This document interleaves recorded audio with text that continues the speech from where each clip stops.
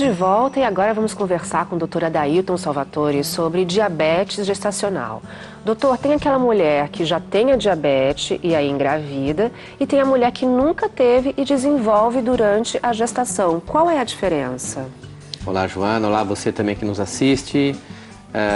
Bom, o primeiro caso é a mulher que já tem um diagnóstico de diabetes, ela faz um tratamento e existe dois tipos de diabetes prévios. Um que controla com hipoglicemiantes orais, com medicação via oral e dieta, e existe um que já é dependente de insulina, é um diabetes mais grave esse. Essas mulheres podem engravidar, elas já vão estar sendo acompanhadas pelo seu endocrinologista e vão ter uma atenção especial desde o início da gravidez. Agora, existem mulheres que nunca tiveram diabetes e, ao engravidar, pelo aparecimento de um hormônio chamado hormônio lactogênio placentário, produzido pela placenta, associado a outros hormônios da gravidez, a insulina, ela deixa de agir nessa mulher que está grávida. E o que faz a insulina? A insulina é o hormônio, é a substância que faz com que a glicose entre dentro da célula. Se a glicose não entra dentro da célula, ela fica no sangue. E se ela fica no sangue, essa mulher vai ter uma hiperglicemia. Vai ter um excesso de açúcar no sangue, sem saber. Vai ter alguns sintomas, mas esses sintomas são vastos, são genéricos. Ela pode não saber que ela vai ter uma diabetes. Então, só através de exame que essa diabetes é constatada. Exatamente. Então, o médico perinatalista, ele vai suspeitar, ele vai fazer um rastreamento em alguns casos. Primeiro, quando existe fatores de risco. Quais são esses fatores de risco?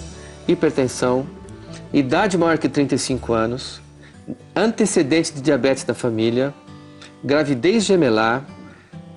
Se ela já teve outras gestações com fetos grandes, é um fator de risco.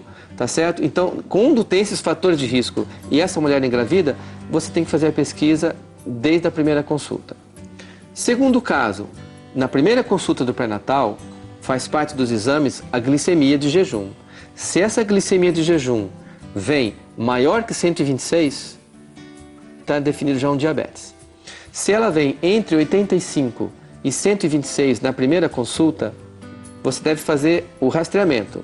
Você vai fazer um teste chamado Teste de Tolerância à Glicose, ou TTG, que são as iniciais.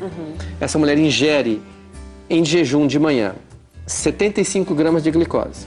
É feita a medida antes dela ingerir a glicose, medida com 1 hora e medida com 2 horas.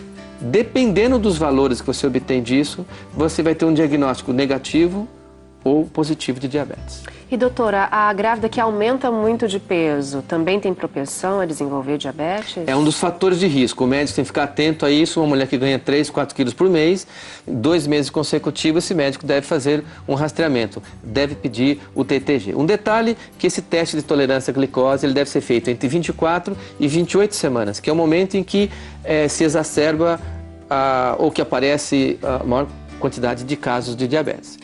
É uma doença importante, que acontece de 3 a 7% no Brasil das gestantes. Se você pegar uma média de 5%, 1 em cada 20 gestantes vão desenvolver um diabetes gestacional. Então é bastante importante ficar atento a esses valores. E qual é o risco para a mãe e para o bebê? Muito bem. O risco para a mãe é que você tem maior caso de abortos, uma diabetes não tratada, malformações, apresentação pélvica quando ele vem sentado. E o mais comum são fetos muito grandes, que crescem demais, vão dificultar um parto.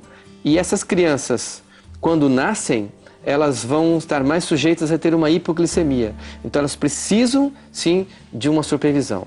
A mulher diabética, ela tem como tratamento, o tratamento para evitar essas complicações é um tripé. Insulina, atividade física e orientação alimentar.